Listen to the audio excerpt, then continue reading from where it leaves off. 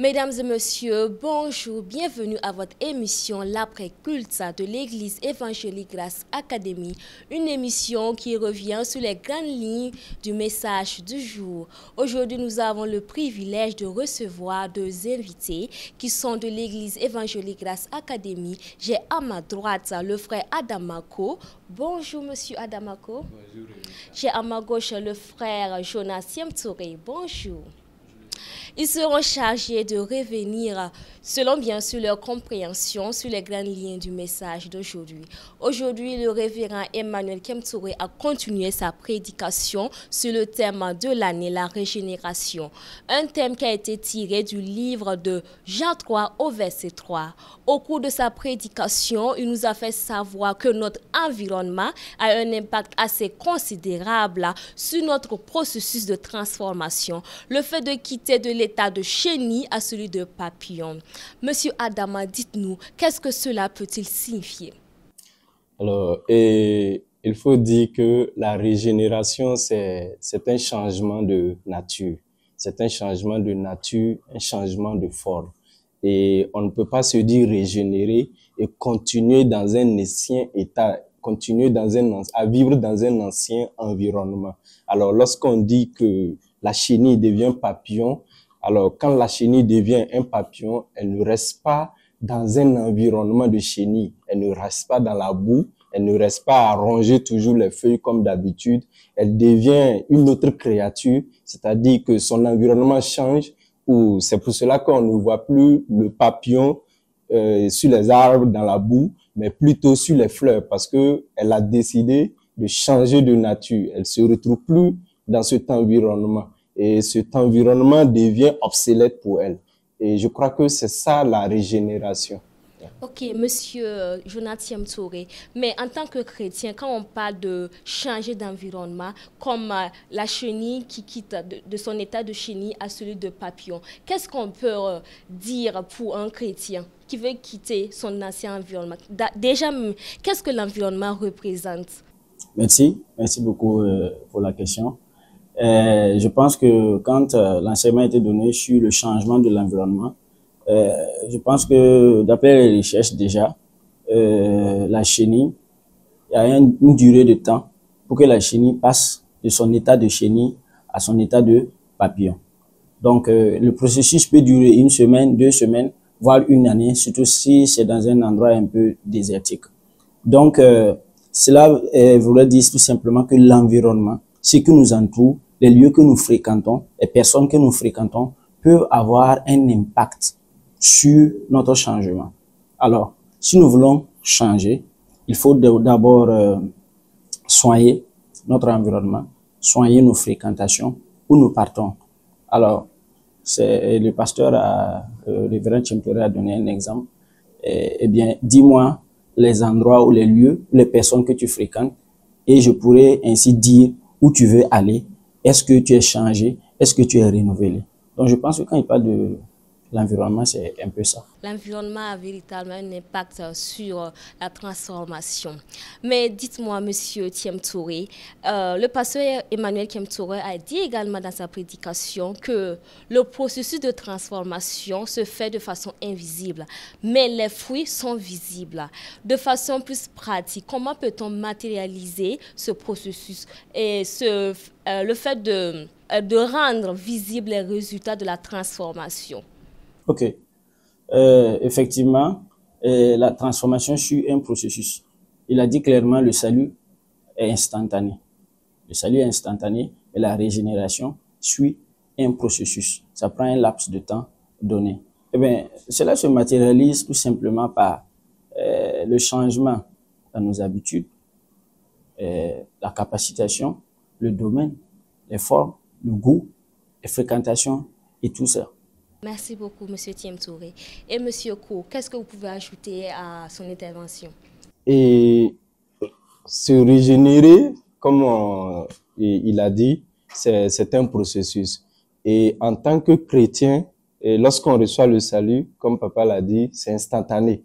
Mais la régénération, qui est un processus, doit se faire maintenant intrinsèquement. Ça veut dire que on ne doit pas s'attendre à avoir un résultat très vite de l'extérieur, mais on doit commencer à travailler en nous-mêmes et avec l'aide de Dieu, l'aide du Saint-Esprit que nous avons reçu lorsqu'on a accepté Jésus. Ça veut dire qu'on doit passer du temps avec la parole de Dieu. Et chez nous, à la maison, on n'est pas obligé de le montrer visiblement. Mais en fait, cette transformation qui va se faire en nous grâce à la parole de Dieu va nous conduire vers cette régénération. Parce que Dieu est amour. Voilà. Donc, et notre première nature, c'est pas d'être coléreux, par exemple. Voilà. Donc, on peut être une personne coléreuse et on peut être une personne qui jalouse beaucoup, une personne qui aime trop parler de la tristesse. Bon. Je veux dire, c'est des choses, en fait, qui ne sont pas propres à une personne joyeuse. Mais, en fait, le processus de la régénération peut nous amener à changer ce côté-là. Lorsque nous lisons la parole de Dieu, on dit quoi? Que c'est Dieu qui nous parle et l'Esprit Saint nous révèle cette parole-là. Donc, ça veut dire qu'au fur et à mesure que nous allons lire la parole de Dieu, nous serons transformés de par cette parole-là. Et, logiquement, en fait, lorsque nous serons changés à l'intérieur de nous, notre comportement à l'extérieur va faire comprendre que nous avons changé, va faire comprendre que quelque chose s'est passé dans notre vie. On verra que on faisait certains comportements envers toi, tu te plaignais, mais maintenant on voit que tu as changé.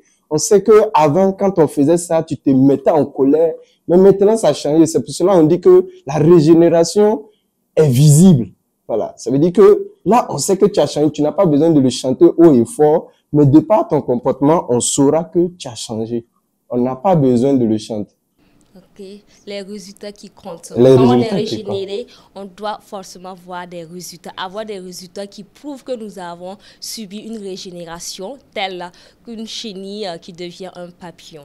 Mais avant de nous quitter, nous allons faire un tour de table pour permettre à nos invités de donner leurs dernières paroles.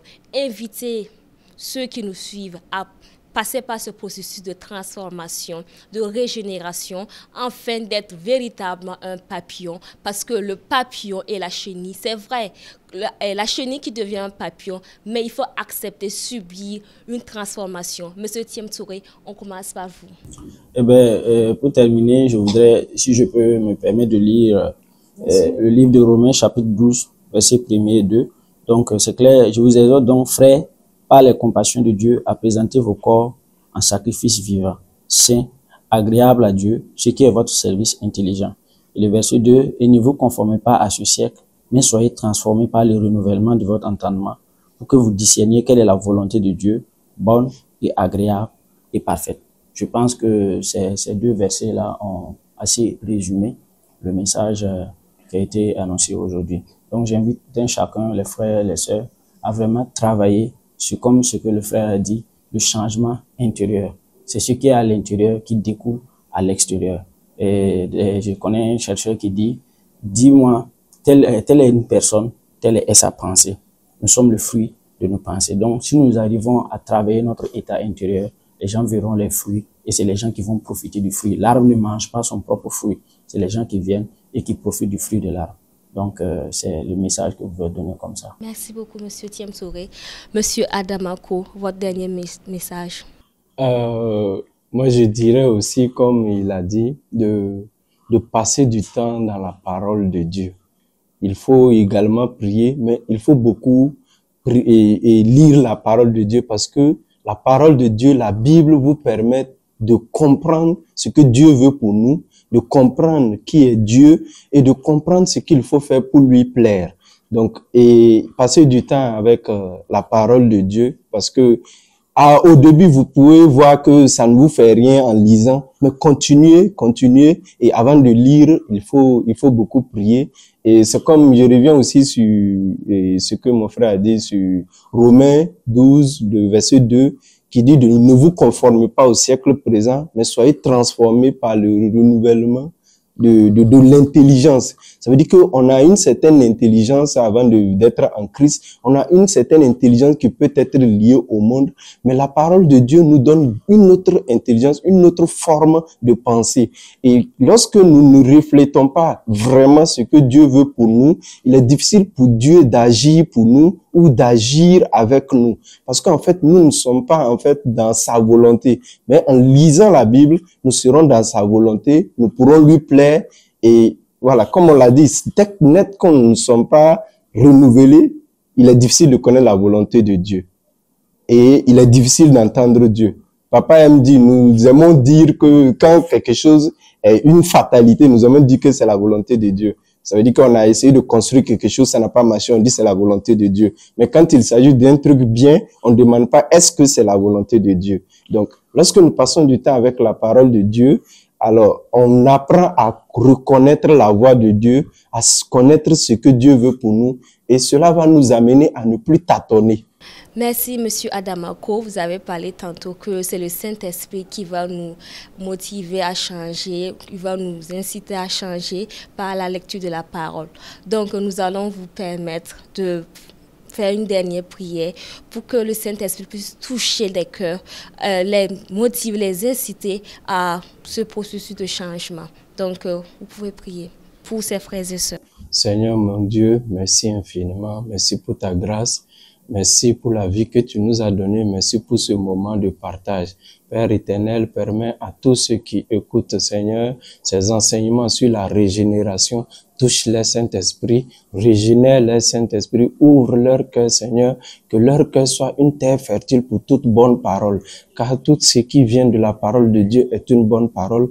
Et ça sort. Et lorsque la parole de Dieu sort, elle ne revient pas sans avoir accompli ce pourquoi elle est sortie. Alors, Père éternel, je te prie d'aider quelqu'un, Seigneur Jésus, à être transformé de par ta parole. Merci infiniment. L'honneur et la gloire te soient rendus au nom de Jésus-Christ. Amen. Amen. Nous sommes maintenant à la fin de cette émission. Nous remercions nos chers invités qui ont bien voulu venir sur ce plateau et partager leur compréhension du message.